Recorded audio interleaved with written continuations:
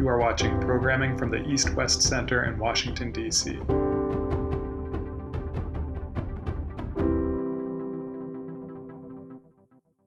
Hello, and welcome to Comrades in Arms, North Korea and Syria, featuring Dr. Samuel Ramani of the University of Oxford and moderated by Mr. Ross Tokola of the East-West Center in Washington.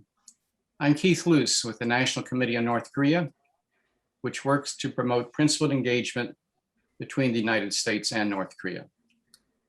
Today's webinar is the fourth installment in the NCNK East-West Center webinar series on North Korea's foreign relations, past and present. You can find past webinars on the YouTube channels of NCNK or the East-West Center, and you may sign up for the final two upcoming webinars in the series on either website. I'd also encourage you to check out northkoreaintheworld.org, a website jointly run by NCNK and the East-West Center that showcases a broad collection of information on North Korea's foreign trade and diplomatic relations. We're very pleased to have Dr. Samuel Ramani with us today to discuss historical and contemporary developments in the Syria-North Korea relationship. Dr. Ramani recently completed his doctorate in international relations at the University of Oxford, where he is currently a politics and international relations tutor. We're also pleased to have Ross Tokola from the East-West Center to moderate today's discussion and to further introduce Dr. Ramani. Ross is the Executive Associate to the Director at the East-West Center here in Washington, where he gives advice and support to the Director on ongoing near-term and long-term strategic projects and programs. Previously, he was a program officer at the Assad Institute for Policy Studies during his 5 years in Seoul, and has worked for the U.S. embassies both in the Republic of Korea and in the United Kingdom. Before we get started, let me encourage the members of the audience to submit questions using the Q&A function in Zoom. And with that, I'll turn it over to Ross. Thank you. Keith, thank you. As always, it's a pleasure for us at the East-West Center to be partnering with you and with your team at NCNK, both on North Korea and the world and on this webinar series. So again, thanks. And before I turn it over to Dr. Ramani, I'll share a bit more of his background. Dr. Ramani is a regular contributor to Foreign Policy magazine and to think tanks, such as the Carnegie Endowment for International Peace and the Middle East Institute. He has written extensively about North Korean foreign and security policy for The Diplomat, The Washington Post, and 38 North. He has briefed and advised the NATO Intelligence Fusion Center, the US Department of State, the US Department of Defense, the UK Foreign and Commonwealth Office, and France's Ministry of Defense on security issues pertaining to Russia, Afghanistan, and to North Korea. His first book on Russia's contemporary policy towards Africa will be published by Oxford University Press and by Hearst Publishers in early 2022. So I encourage you all to look out for that book in the new year. With that, Dr. Ramani, it's my pleasure to turn it over to you. Thank you very much, Ross. Yeah, so just a few, should I start with a few preliminary comments about the North Korea-Syria relationship, or should we just engage with Q&A? What do you suggest? Oh, please, your comments first, by all means. Okay, yeah, so North Korea's relationship with Syria is one of the longest and most enduring partnerships that North Korea has possessed in the third world. And it's akin to Cuba, and it's akin to Iran, at least since 1979, and some others as well. So it's a partnership that's lasted for almost 5 decades in the making, which is quite a striking comparison, because Syria is a secular authoritarian Arab state of socialist orientation. North Korea is a Marxist-Leninist country. Ideologically, in terms of the character of their regimes, aside from their anti-Americanism and anti-Westernism, there doesn't seem to be a whole lot that they have in common. But this relationship has really endured over a long period of time. And now, we can get into the historical phases a little more, but now when we're looking at the more contemporary North Korea-Syria relationship, I think there's several trends that I think we need to pay attention to. The first is North Korea's ongoing military support for the Bashar al-Assad regime in Syria, and that has included the Chalma 1 and Chalma 2 brigades that were deployed to Syria in order to assist Assad's campaigns in Aleppo and recapturing rebel-held areas. That ground support has also been enriched by periodic North Korean support for Syrian missile defense technology, offensive missile technology, and chemical weapons. So there's a long future of military and security cooperation that's highly unregulated and highly clandestine that we should be paying a lot of attention to. Moreover, the North Korean relationship in the security sphere with Syria fits into a broader umbrella of support for Iran and aligned proxy and militia groups throughout the Middle East, whether that be the construction of tunnels for Hamas, support for Hezbollah, the movement of Scud missiles to the Houthi rebels in Yemen. This is a nexus that we need to look at, and Syrian arms dealers play an important role in facilitating that nexus. So from a security perspective, this is something that's of vital importance to American policymakers, particularly focused on Middle Eastern security. Looking ahead to the post-pandemic, and as the Syrian war winds down, we have constitutional negotiations and we progress towards a reconstruction. I see the North Korean-Syria partnership enduring and extending on its past trends. In particular, Bashar al-Assad noted in 2018 that he'd be interested in making a state visit to Pyongyang. So if that happens, that could lead to more interactions. North Korean guest workers have continued to work in Syria, particularly in the construction sector, in spite of repeated warnings from the UN panel of experts and sanctions that are imposed on both countries, the Caesar Act on Syria and the multilateral UN sanctions on North Korea. That cooperation could take shape. And as we enter the reconstruction phase, moreover, I see North Korea acting as a proxy or a surrogate that does Iran and Russia's bidding in Syria and does it in a deniable fashion. I think that North Korea could emerge as a third party that assists security sector reform within Syria, as the Russians and the Iranians both are trying to influence the security sector reform process by exerting leverage over Assad. The Syrians might want to have a purely transactional partner in this sphere to help them, and North Korea would be a good partner for that. And also I see North Korea really just sending workers and expressing solidarity and continuing this broader struggle against American hegemonism, new imperialism, and unilateral sanctions. So I see a half-century-long relationship that seems to be between two very disparate countries continuing and blossoming in the post-pandemic era. So now that I've just given a brief context and a look forward, I'm happy to start the discussion with Ross and deal with more specific questions. Well, thank you so much for getting us started. I appreciate it. And I'll just remind our guests that if you have any questions, please do put them in the chat and the Q&A. So a lot of rich material to start unpacking. Just to start us off, North Korea and Syria have been close partners, especially close, since the 1973 war. What explains the endurance of the Pyongyang-Damascus relationship? So the North Korean-Syrian relationship obviously should not be viewed in isolation. It should be viewed within the broader struggle against anti-imperialism and anti-Zionism, which, much like the Soviet Union had argued, Zionism is a form of imperialism. The Syrians and the North Koreans saw this very much as their policy too. And North Korea established fairly close ties with many of the Arab nationalist countries of the Middle East. So Egypt, under Nasser, was one of their first recipients of Scud missile systems, Iraq, under the Ba'ath Party, and Syria. And in spite of all the disagreements between those three countries, because Nasser and Iraq were rivals for the Arab nationalist leadership mantle, the Iraqi and Syrian Ba'ath parties certainly had no love lost between them for most of their existences. North Korea was a convenient and amenable partner to all of them. And it first of all began in 1973 with the training of pilots for the Egyptians, and also running of MiG-21s, which fought Israeli F-4s right in the middle of the front. And that military cooperation in 1973, that support for Arab nationalism, that belief that Zionism was a form of imperialism, really led to the blossoming of the relationship in the decades that followed. So in 1974, Hafiz Assad returned the favor of North Korea's support for Syria by visiting Pyongyang. And the relationship also became something that was more of a cross-generational one and more of a systemic one in the 1980s, when the Kim Il-sung Military Academy began training Syrian cadets. Kim Jong-il was personally supervising this. So this kind of brought it from a Kim Il-sung, Hafiz Assad bond and a partnership into an Assad family, Kim dynasty partnership that persisted. And then in 1990, 1991, obviously, this was at a crossroads because we were uncertain about the survival of the North Korean regime after the end of the Cold War. And Syria was also showing some fledgling signs of abandoning or at least softening some of its anti-Western posturing by backing the United States in the 1991 Gulf War. But the Syrians and the North Korean partnership survived once again with a supply of 24 Scud launchers and mobile launchers in 1991, right as the Syrians were engaging with the United States on the Gulf crisis. And the Israelis and the North Koreans were also holding clandestine interactions at that moment in time. And over the past 3 decades, you've really seen the relationship blossom in a variety of spheres.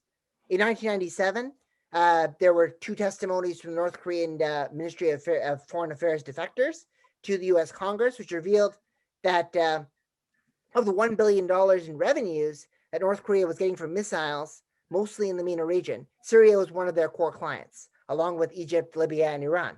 So Syria was an important client in the missile sphere.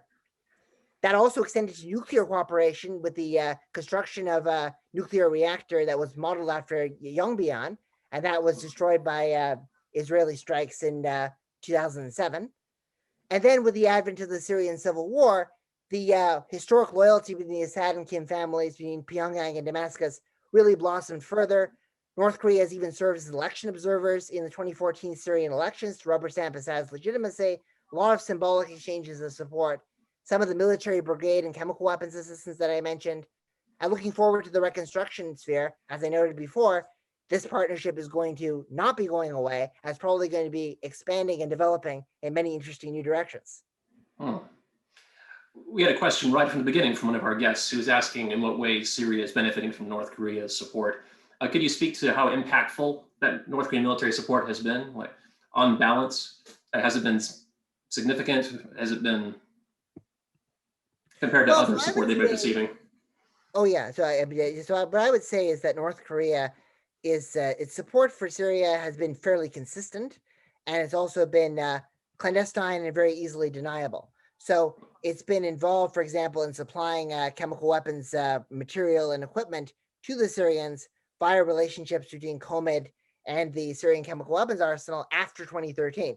So when the Russians had claimed that the Syrian chemical weapons problem was gone and that they had completely disarmed, the Russians could not be seen as aiding or abetting that program. The Chinese had gotten into hot water too for selling chlorine gas and other products that would have resembled it. So when they wanted to get chemical weapons parts, gas masks, other equipment, the North Koreans were able to fill in a clandestine fashion and set that up. And from 2012 to 2017, there were about an estimated 40 shipments, according to the UN panel of experts, that came in terms of chemical weapons support and missile support. So North Korea has been a deniable and a convenient partner, particularly in the chemical weapons sphere, when Russia and China, even that was a bridge too far for them in their support for Assad. So that's been significant. I think that North Korean technical assistance has been valuable in Syria, much like it's been valuable to other countries in the former Third World. So they took some of the training that they used with the 5th Brigade in Zimbabwe, with Joseph Kabila's armies in Congo, and many other counterinsurgency settings in sub-Saharan Africa, and transferred some of that knowledge and that experience over towards the Syrian front, because and that was helpful for them in particular in Al-Qusair, I think in the May 2013 offensive. That was North Korean military support was especially prominent, and that was especially useful. North Korean air defense and air support has also continued. So the training of pilots, which began in 1973, has continued more than 40 years later, and they've worked together. The North Koreans deny that, but that's another vector that we've seen them get involved in. And I think that the obviously this unregulated supply of North Korean weapons has caused some problems. So some of the manpads and some of the systems managed to get into the hands of ISIS in 2014 after ISIS took over those territories. But North Korea helped the Syrians on the ground against ISIS and kind of almost repaid and patched up that problem. And I think on the outskirts of Damascus and Aleppo, they also played an important role. But after 2016, you start seeing the North Korean military role dissipate. So I think in terms of deniable chemical weapons and missile defense technology, that Al-Qusair offensive, repairing the damage of all this arms proliferation reaching ISIS and kind of putting the toothpaste back in the tube, if you will, and the Chalma 1 and Chalma 7's responsibilities with respect to Aleppo and the Damascus outskirts. Those would be the 3 or 4 areas where North Korea has practically helped the Syrian military. Thank you. And staying on the Civil War a little bit longer, how is North Korea's alignment with Assad during the Syrian Civil War strengthened its relationship with Iran and Russia? And there are already some questions in the Q&A about chemical weapon supplies of DPRK, were they of Russian origin? There's a lot of interest in this nexus. Oh yeah, definitely. This is a very interesting nexus. So, obviously, North Korea has spent a lot of attention cultivating its relationship with Iran ever since pretty much the 1979 revolution. The Iran-Iraq War, North Korea was one of the few countries in the international community that was overtly on Iran's side, though they did rankle the Iranians a little bit when, in September of 1982, they did accept a meeting from an Iraqi delegation as well. That was right at the time when the Iranians and the Iraqis were trying to come up with the ceasefire. But for almost 40 years, the North Koreans have been a very reliable partner of Iran, and that's been in the missile defense sphere and in the more military sphere, at least since 1985. So this builds on an established partnership that North Korea has with Iran, and as Iran's forms of coercion and its military tactics rely a lot more on proxies rather than on its conventional army. So its reliance on Hezbollah, its reliance on the Houthis, its reliance on Assad. North Korea has aided and assisted the Iranian military objectives wherever it can, whether it be the supply of low-grade war material to the Houthis and Hezbollah, and also through the support of Syrian objectives. I also think that the North Korean relationships with the military intelligence wings that Iran has, North Korea and Iran have very similar links within the intelligence services too. The links that Russia has are a little bit more on some of the more reformist ends of the Syrian security sector. So the Syrian military intelligence has got a bit of a de facto division between hardliners who are resistant to security sector reform and those who are more amenable to it. The Iranians and the North Koreans seem to pair up more closely in terms of their person-to-person alliances within the Syrian intelligence directorate. So that's another note I want to make. So this is part of North Korea's broader support for Iran's axis of resistance activities and Iran's proxy wars for the past 40 years. With respect to Russia and Syria, the relationship is a lot more opaque and it's a lot harder to decipher. I would say that some of North Korea's chemical weapons assistance has certainly taken Russia off the hook and has given them a deniable point of access. Some of North Korea's participation in construction projects, particularly if those extend also to phosphate and energy, which are areas where the Russians have signed a lot of preliminary reconstruction deals with the Syrian regime. North Korean guest workers could do Russia's bidding and advance their interests. So I think that North Korea-Russia relations will probably blossom more in the reconstruction sphere. North Korea-Iran relations have already probably peaked in the military sphere, and the reconstruction sphere, they will only be if Iran outbids Russia on major contracts, which does not seem to be the trend so far. I want to pick up on a question from one of the audience members on North Korean laborers overseas. What is your assessment of how many North Koreans are working now in Syria?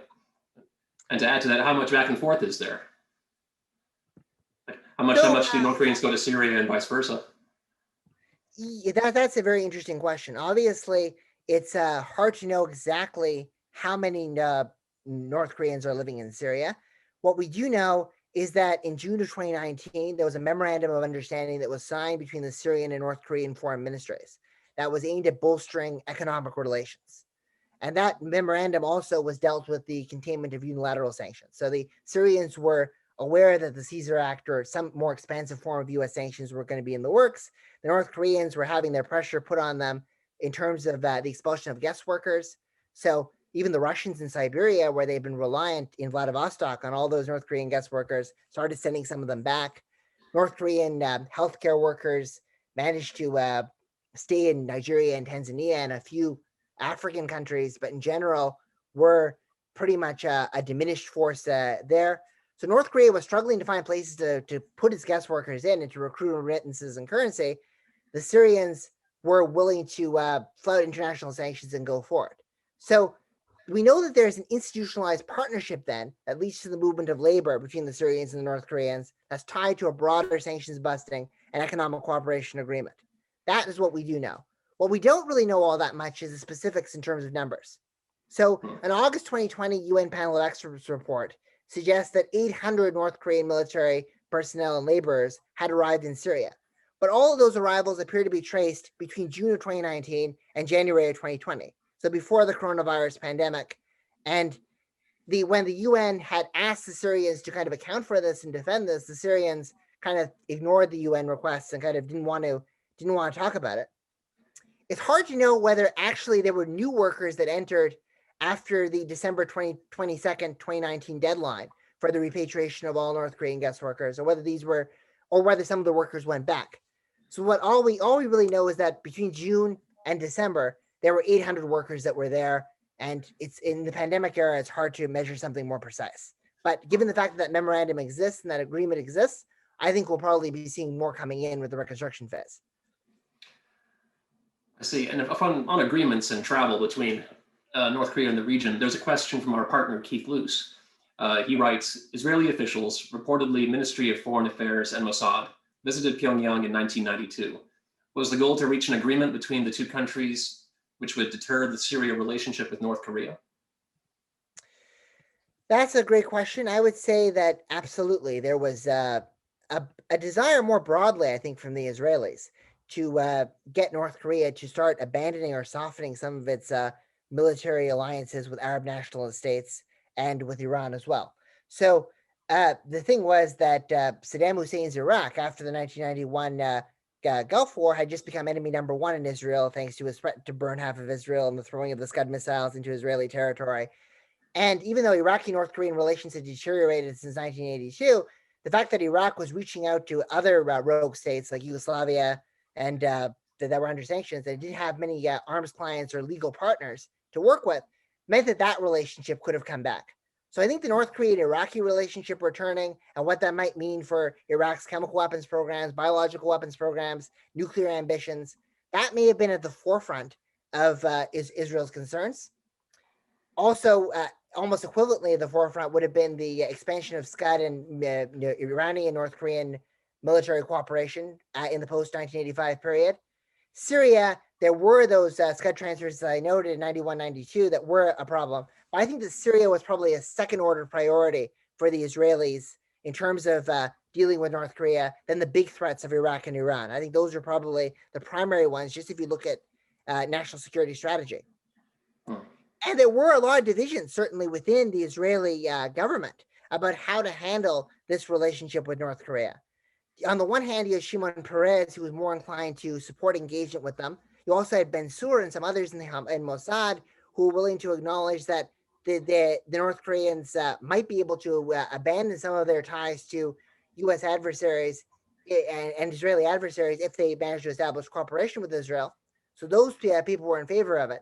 Rabin was, however, vehemently against it. So when Peres wanted to visit Pyongyang in January of 1993 and genuinely believed that the North Koreans were going to come around, Rabin yanked the chain on it and pulled it back. So it's an interesting counterfactual. Obviously, if the Israelis and the North Koreans had repaired relations at that time, North Korea, U.S. relations might have taken a different turn with the agreed framework and with many of the other nuclear issues that happened after that.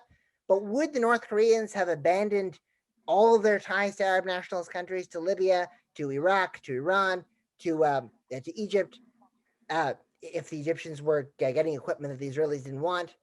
That's harder to say, given North Korea's shortage of hard currency and shortage of trade partners. So I think the deal may have been, in fact, doomed from the beginning in terms of weaning the North Koreans away from the Arab nationalists. But there certainly could have been room for a de-escalation at that time. Oh, it's fascinating. And to stay on Israel a bit longer as well, there's a question from Siegfried Hecker. I'll read it out. Why did North Korea help Syria build the plutonium production reactor that Israel bombed? Do you know any details about the arrangements? How much did North Korea supply or intend to supply? Who was the customer for plutonium the reactor would have produced? Who paid for the North Korean help? So plenty of questions there. Well, there's a lot of questions there, and it's very interesting. And what I would say is that obviously, if you look at Syrian foreign policy in general, Syria had a bit of a brief resurgence in terms of prospects of cooperation with the West during the 1990s, right? Obviously, with the Gulf War and the Clinton administration's long-term goal in the Arab-Israeli normalization talks was to get some kind of Syria-Israel peace agreement. But with Assad's death, and then the obvious sign that Bashar al-Assad's early Damascus Spring reforms weren't going anywhere after 2002, those release of political prisoners, nothing really came from that after. The Cedar Revolution in Lebanon, the assassination of Rafiq Hariri, the Syrians were finding themselves in a state of heightened tension with Israel and also heightened isolation from the international community. So they started turning back to some of their older anti-Western partners to try to rebuild their relationships. So they struck a debt forgiveness agreement with Russia, and they started engaging with North Korea.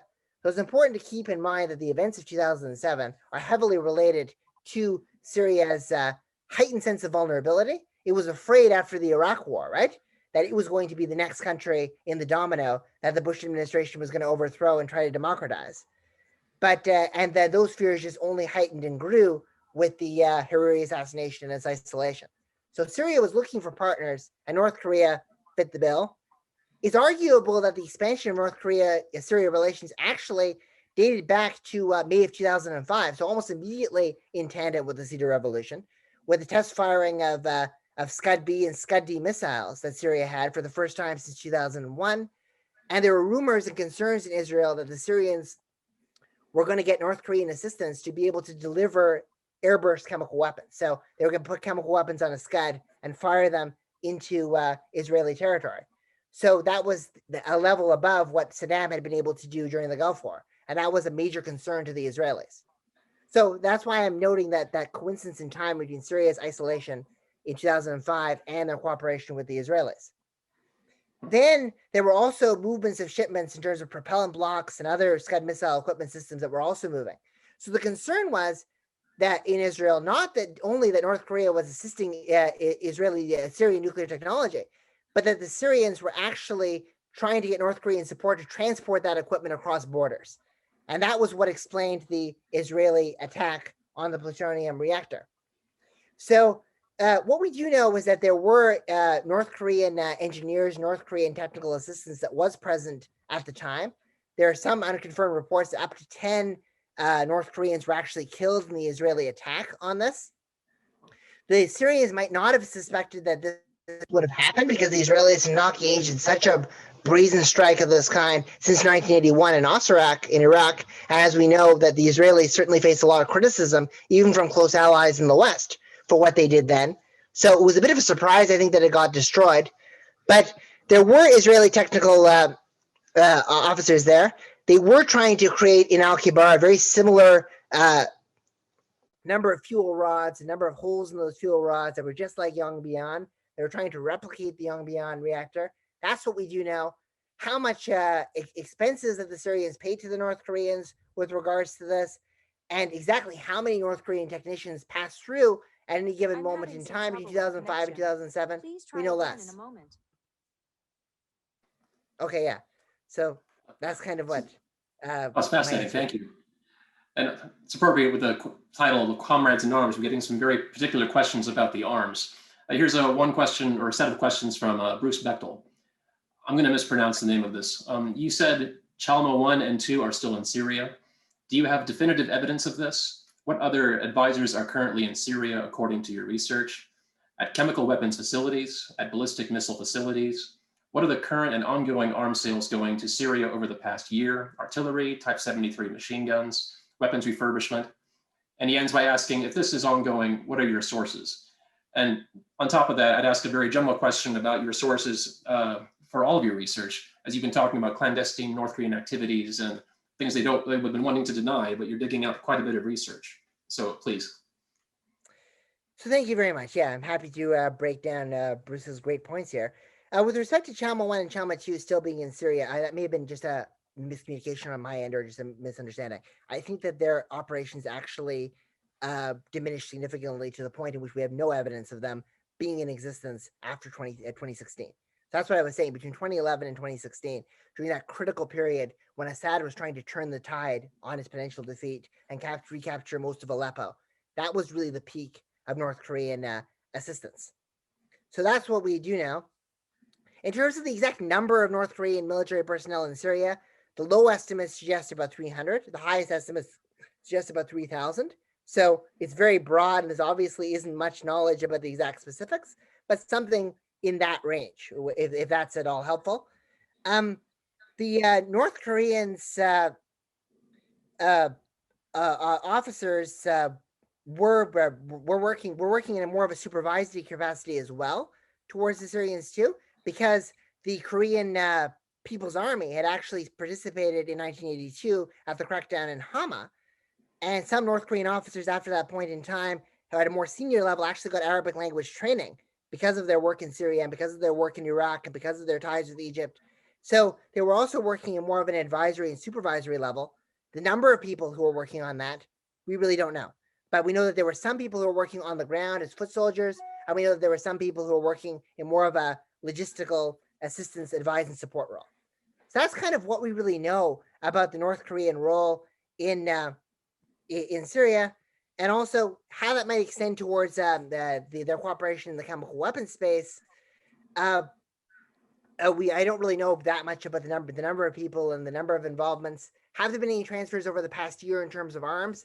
The last UN report that was dealing with arms was talking about 2012 to 2017 on chemical weapons. It was released in, I believe, February, March of 2018. So there were discussions then. There haven't been that much of a discussion on serious North Korean arms transfers in the past couple of years. There have been certainly more of the focus of the UN panel of experts is more focused on maybe what they're doing with Myanmar, what they're doing with some sub-Saharan African countries, Uganda being one, and some others. So it seems as if the UN's and the US government's focus has been on Iran and North Korea missile cooperation in 2020. Those seem to be the main areas for North Korean arms exports and defense cooperation. Syria seems to have dropped down a peg in terms of what we know. With respect to sourcing, I would say I basically am looking at a variety of sources, obviously. So I know Russian, so I've been looking at some Russian language sources that do deal and do research this a bit more. I've also been looking at some sources, in Arabic on this from the Syrian side, and I've done there's a lot of open source material, a lot of research, and thorough readings of UN panels of experts reports and historical accounts, where whatever I can find on this, cobbling this together, as well as I guess some interviews with people familiar to this in South Korea, in the United States, in Russia as well, because there's research on this. Yeah, so a mixture of open source material and some interviews. So standard methodology, I guess. Thank you very much. Another question in the Q&A I'll read out for the audience is from Benjamin Young. He asks, Syria and Iran are often intermediaries for Pyongyang in selling weapons and military assistance to non-state actors in the Middle East, such as Hamas and Hezbollah, as we've been discussing during this presentation. And he asks, given the recent tensions in the Israel-Palestinian conflict, have you seen any recent evidence of North Korea selling arms to Middle Eastern terrorist organizations? I think this speaks to an earlier discussion we were having before the webinar began about North Korea's ties with Hamas and Hezbollah and to what extent that's through Iran or through other proxies. So please. Yeah, so that's a very interesting question. I would say that there's certainly weapons that Hamas and Hezbollah have in their arsenal or would want to have in their arsenal that North Korea has available to them. So I think that a few of them that were done, there was actually an interesting study that was done by Andrea Berger on arms control research, and she itemized several things like AK-47s and ammunition, RPG-7s, warheads, surface-to-air missiles, 100 and 240 millimeter multiple rocket launchers, these type of things. And we know that these equipment transfers have been continuing all the way through the 2000s, right? We know about that. We know that there were, for example, a plane that was registered in Georgia at Bangkok Airport where all this happened. And this was likely headed to Iran, maybe to Hamas and Hezbollah. It was intercepted. It was captured. That's something that's quite interesting. I know even in your own work, Benjamin Young, this is where I've actually read a lot of this stuff. And I was reading this before the webinar, which is why it's kind of on my head. You've talked about this. So you've been tracking this very well. With respect to more recent transfers, I would say there really isn't any evidence of North Korea backing Hamas over the past year. There were some isolated reports of North Korean arms sales and direct negotiations with Hamas in Gaza in 2016 and 2017, but those were coming from sometimes polarized Arab language media sources, and they were never confirmed really, I believe, by the UN panel of experts or by any kind of objective outside force. So basically, I think there really isn't much evidence of anything that new, and I would recommend checking out Benjamin Young's and Andrea Berger's work on this, because they've done some of the best stuff. And I also recommend looking to Ben Young's own webinar in this series, the first of the series, titled Beyond the Hermit Kingdom, North Korea and the Post-Colonial World, which we had on May 12th. You can find it on the East West Center website. Another question from the audience. From Yuviz Tobas, has the Republic of Turkey reacted to North Korean involvement in Syria? How about Canada's response? Are there any implications to these countries' responses?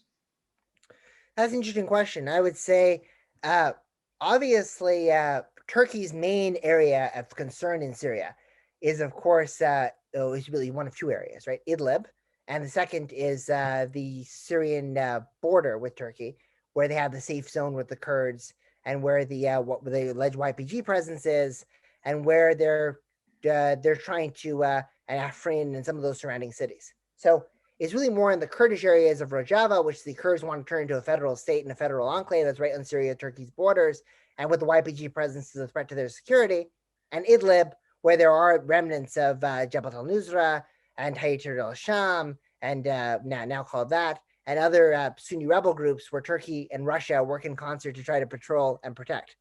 So those are the two key areas where Turkey is involved in Syria.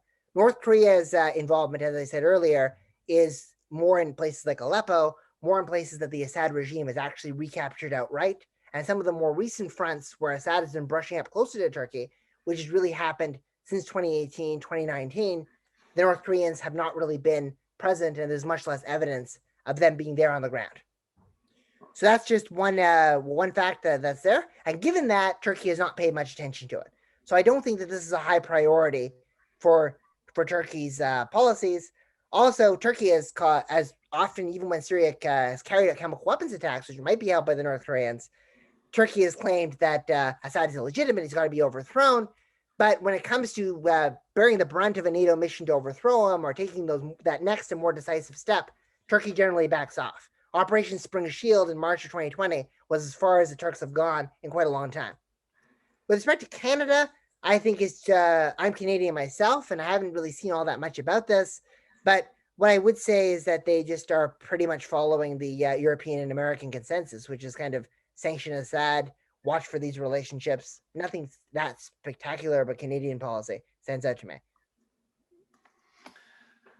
Thank you. Looking ahead, what kind of role will North Korea play in Syria's post-conflict reconstruction? Both beyond the conflict and beyond the COVID-19 pandemic. What kind of position is North Korea in to be providing any aid to the region at this time? Aid, supporting reconstruction.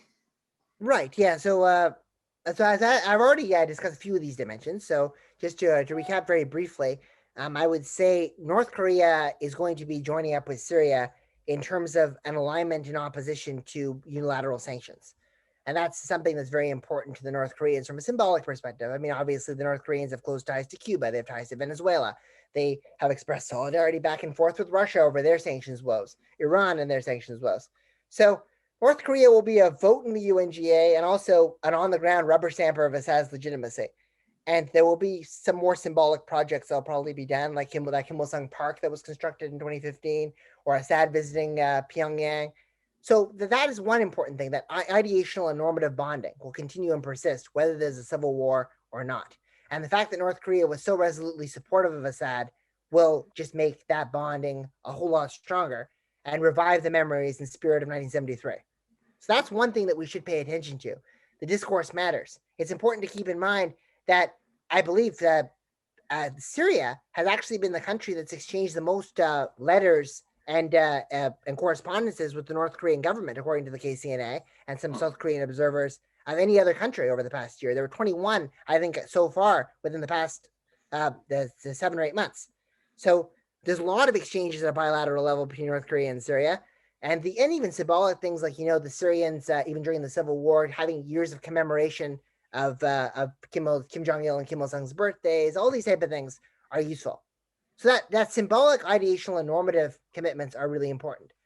More substantively in the reconstruction sphere, I would say there's North Korean guest workers, obviously, in the spheres of construction. The rebuilding of vital infrastructure, obviously, like the M4 and M5 highways have been facing a lot of strain due to their proximity to Idlib. So building and expanding on those, recreating connectivity between the Assad regime and opposition-held areas if some kind of constitutional settlement is resolved, will require more infrastructure projects. So that's another area where they're going to be more involved in. The North Koreans might supplant or at least complement in terms of guardianship responsibilities of Syria, of maybe some Syrian oil reserves if the US were to leave, or phosphate reserves, a little bit like what the Wagner Group has been entrusted with doing. But I don't know whether the Russians and the Wagner Group personnel, they might be keeping their bases, but they may not be keeping those guardianship and on the ground personnel there forever. So North Korea could take on some of those kind of roles. So that's why I see construction, guardianship, involvement and support, work with the on security sector reform in a way that's purely transactional and purely about training. One of North Korea's big selling points in the global South has been that it doesn't just export weapons, but it actually teaches other countries how to build those weapons. The Russians don't do that. The Russians have this fear of secondary arms transfers. The North Koreans can do that, have been willing to do that. They've done that in Uganda, for example. They've done that ever since the 1990s. They've done that in many areas of sub-Saharan Africa. Even U.S. partners like Nigeria have worked with, or at least talked about working with North Korea in that sphere. So they'll help in terms of building a defense infrastructure too. That's kind of where I see their involvement in their role.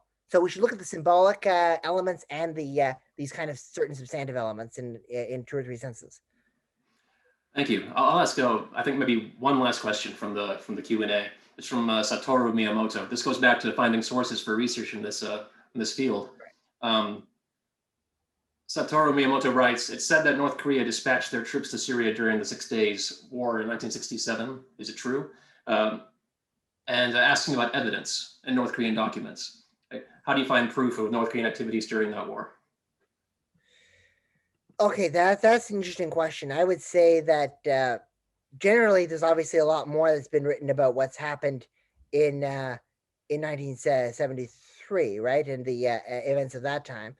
Obviously, the North Korean anti-Israeli partnership began predated that, right? It predated the early stages of the Cold War, so it was there in 1967. But I don't really think that there's enough conclusive evidence that the North Koreans actually put troops in Syria. I'd be a bit wary about making a very clear commitment over there. Also, I think that the main cooperation between North Korea and the Arab national states in 1967 was really more with Nasser and really more with Egypt, right? So Kim Il-sung and Gamal Abdel Nasser had held discussions about Mediterranean security, and they'd held discussions about Israel perhaps blockading the Straits of Tiran and the Suez and all those areas. So the areas of cooperation that North Korea was engaging most on in an intelligence and logistical standpoint were really more areas that were relevant to Egypt's security rather than areas that were relevant towards Syrian security.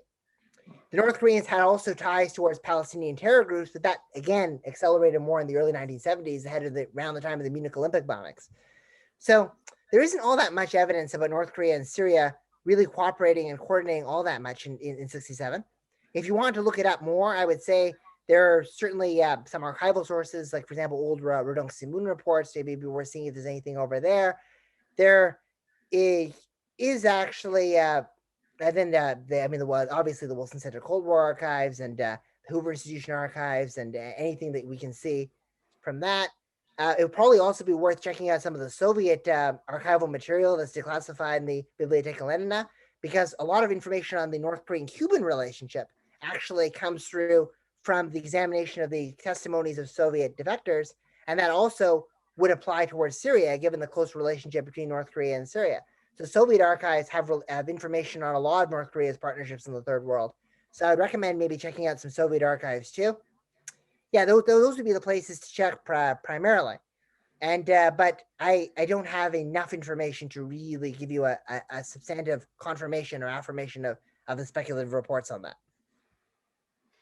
Well, that's terrific. Thank you. And that brings us to the end of our time. I want to urge all of our guests to look at our NorthKoreaInTheWorld.org project and to sign up for the East-West Center and National Committee on North Korea newsletters, to follow us on social media, and to look at our upcoming programs. The penultimate webinar in this series will be on August 4th. It's called Exporting Revolutionary Discipline, North Korea and Guyana During the Cold War. This webinar will feature Dr. Mo Taylor, who is with the Social Sciences and Humanities Research Council of Canada, and is also a postdoctoral research fellow at the University of Wisconsin-Madison. So I just want to say on behalf of the East-West Center and the National Committee on North Korea, Dr. Ramani, thank you so much for your time and this rich discussion. Thank you to all of our guests, and have a good day. Thank you so much. Yeah, thank you very much. It was great to be here.